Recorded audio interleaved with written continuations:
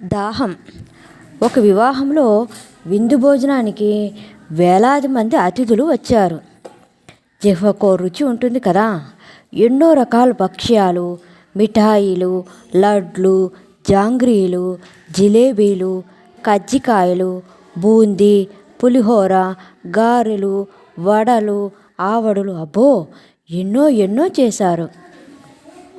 అందరూ కడుపు నిండా తిని అన్నదాత సుఖీభవ అని దీవించి వెళ్ళిపోతున్నారు. కోటి అనే దురాశపరుడు భోజనానికి వచ్చాడు. తన చేతికున్న 5 ఒకలా ఉండవు. బ్రహ్మ సృష్టి అంతా. ఒక్కో బుర్రలో ఒక్కో బుద్ధి పుడుతుంది. ఈ చిత్రమైన అతిథి కోటి తన వెంట ఒక పెద్ద సంచి తెచ్చుకున్నాడు.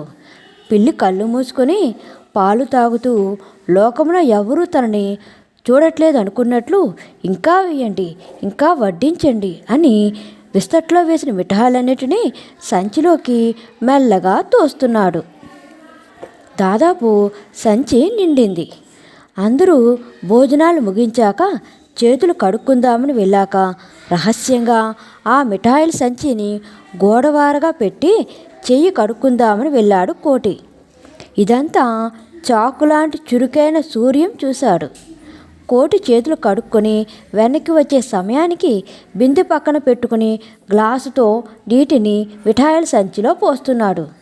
కోటి పరుగు పరుగున వచ్చి, అయ్యయ్యో ఇదేం పని, మిఠాయిలు పాడైపోవు, చక్కెర బెల్లంతో చేసినవి కరిగిపోవు అన్నాడు. సూర్యు అమాయకంగా ముఖం పెట్టి, మన మిఠాయిలతో కడుపు నింపాక అరగటానికి నీరు తాగుతాం కదండి, మరి ఇన్ని మిఠాయిలు తిన్న సంచికి బిందెడు నీళ్లు పోయకపోతే అరగదు కదండి, అందులో నేతి మిఠాయిలు, దాహంతో ఆ సంచి గిలగిలా కొట్టుకోదు, గొంతులో తడి ఆరిపోదు, అందుకని సంచికి నీళ్లు పడుతున్నాను అన్నాడు. కోటి తేలుకుట్టిన దొంగలాగా జారుకున్నాడు. గుట్టు రట్టవలేదు, అదే 10,000 అనుకున్నాడు. నీతి. దొంగ సొమ్ము అరగదు సరికదా, పరువు తీస్తుంది.